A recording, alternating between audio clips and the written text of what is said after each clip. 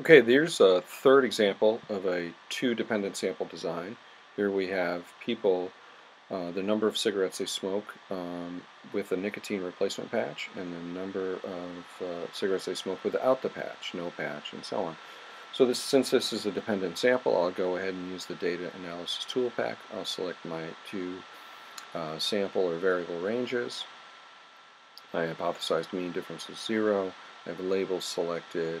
I'm going to put it in that particular range, and you can see here that I get my output very easy, very, very easy, but we need to take a look at something.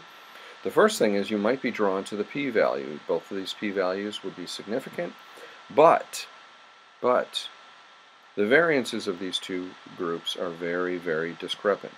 No patch is 56.69, where the patch is 5.44.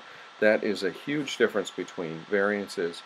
We probably violate the homogeneity of variance assumption. Therefore, we're going to opt for a different test we call the Wilcoxon Tm, which doesn't make the assumption of homogeneity of variance.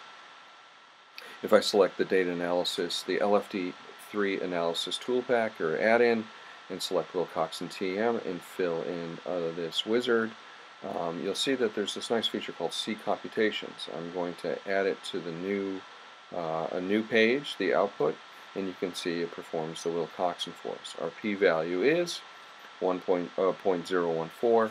That would mean we would reject the null hypothesis.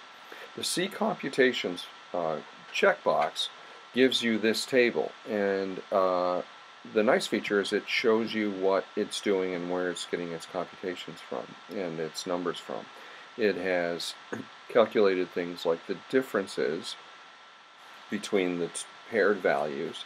Then in one column you can see differences here. So 27 minus 1 is 26, 5 minus 6 is minus 1. Then it takes the rank of the absolute value of the differences, and then it signs those ranks in the subsequent columns, the positive ranks and the negative ranks, and then adds up the positive ranks. So that's your statistic. T sub m is the sum of the positive ranks, and that we know is distributed as a z, and we can get a p-value from that. That is a Wilcoxon T sub m.